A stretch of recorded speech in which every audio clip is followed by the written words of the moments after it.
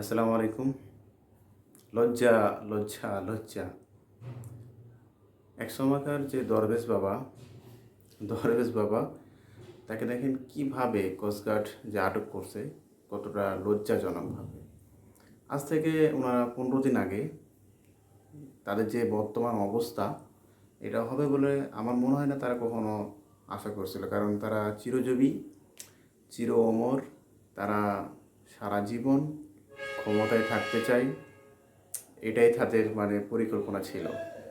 তো যাই হোক, আসলে আল্লাহ তালা যে ছাড় দেয় এবং ছেড়ে দেয় না, সেটার প্রমাণ কিন্তু ওনারা, ঠিক আছে। এই যে আনিসুল হক আইনমন্ত্রী, সাবেক আইনমন্ত্রী, তিনি যখন কথা বলতেন, কথায় কথায় আইন, ঠিক আছে, কথায় কথায় আইন, এমনভাবে কথা বলতেন, ভাব নিতেন যে মনে হতো যেন সেই এই দেশের একজন প্রধানমন্ত্রী আর আমরা সবাই ভাড়াটিয়া, এইভাবে কথা বলতেন উনি। আর এই যে দরবেশ বাবা, যেনাকে আমরা দরবেশ বাবা হিসাবে চিনি, দরবেশ বাবা তো ভাবতেই পারে না যে তার একটি অবস্থা হবে। কারণ সে তো এই আপনার শেয়ার বাজারে কলমকারী বলেন আর ব্যবসায়ীদের যে কলমকারী বলেন, সেটা সে দুর্নীতি কলমকারী, শেয়ার বাজার কলমকারী, ঠিক আছে, লুটপাট, সব তো দরবেশ বাবাই করছে, তাই তো সবাই জানে। তো এখন যে তাদের অবস্থা এবং আওয়ামী লীগের ভবিষ্যৎ কী, এই সব যারা আওয়ামী লীগকে ব্যাক করতো, সালমান রহমান, আনিসুল হক, এই সমস্ত যারা লোক ছিল, এদিকে শুনতেছি আবার ওবায়দুল কাদেরও আটক। আসলে এদেরকে আটক করলে সেটা কি ঠিক হবে? মনে হয় না। এদেরকে পাবলিকের হাতে দেওয়া দরকার এবং তাদের যত অর্থ সম্পদ অর্থাৎ লুট হয়েছে 11,000 কোটি টাকা, তাদের কাছে কত হাজার কোটি টাকা আছে, 11 লক্ষ কোটি টাকা না, সরি, 11 লক্ষ কোটি টাকা, তাদের কাছে কত হাজার কোটি টাকা করে আছে এক একজনের কাছে, সেগুলা খোঁজ খবর নিয়ে এগুলো উদ্ধার করতে হবে এবং যেতে পরবর্তীতে যাতে আমাদের দেশের অবকাঠামোগত উন্নয়নের কাজে ব্যবহার করা যায়। তারা তো এমন একটা ভাব নিয়ে বসেছিল যে হয়তো বা তারা আর কখনো ক্ষমতা থেকে চলে যাবে না। এই দরবেশ বাবার কথাই বলেন আপনি। দরবেশ বাবা তো এই 1 সপ্তাহ আগেও শেখ হাসিনার পাশে দাঁড়িয়ে আবার জাতির উদ্দেশ্যে ভাষণ দিল, সবাই দেখছেন। আজকে ভাষণ গেল কোথায় ওনার? আজকে ওনার ভাষণ গেল কোথায়? শেয়ার বাজারে কেলেঙ্কারি, ঠিক আছে, দুর্নীতি উনি তো করছে, তাই তো। উনি যেহেতু বিজনেস উপদেষ্টা, উনি তো করছে। আজকে কোথায়?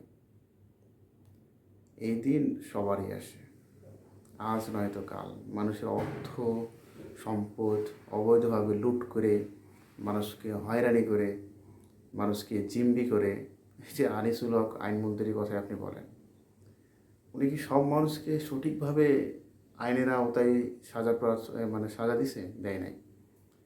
শেখ হাসিনা যেটা বলছে উনি সেটা করছে। আজকে কোথায়? উনি এত বড় একজন আইনমন্ত্রী, এই ফিশিং ট্রলারে করে পালায়।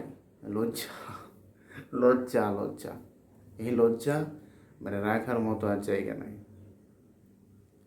এইটা হলো কেন আপনাদের?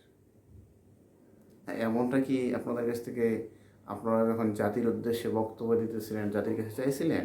চান নাই। আপনারা শুধু চাইছেন যে আমরা টাকা পয়সা লুট করব, ঠিক আছে, লুট করে দেশের টাকা বিদেশে পাচার করব, বাংলাদেশে যা আছে, যতটুকু সম্বল আছে, সম্বলটাকে শেষ করে দিয়ে পরে আমরা চলে যাব। এত সহজ না। আপনারা তো ভাবেন নাই যে 5ই আগস্টে আপনারা ক্ষমতা হারাবেন।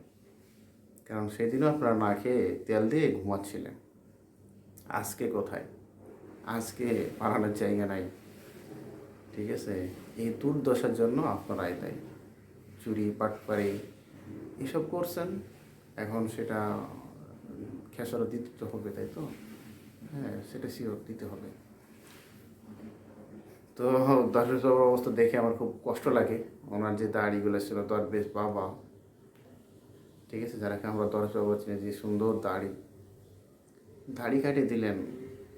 একবার ভাবলেন না দাড়ি কাটলে পাপ হইব আপনার? দরবেশ বাবা, দরবেশ বাবা পা দাঁড়িয়ে না রাখলে তো দরবেশ বাবার মূল্য থাকে না, তাই তো।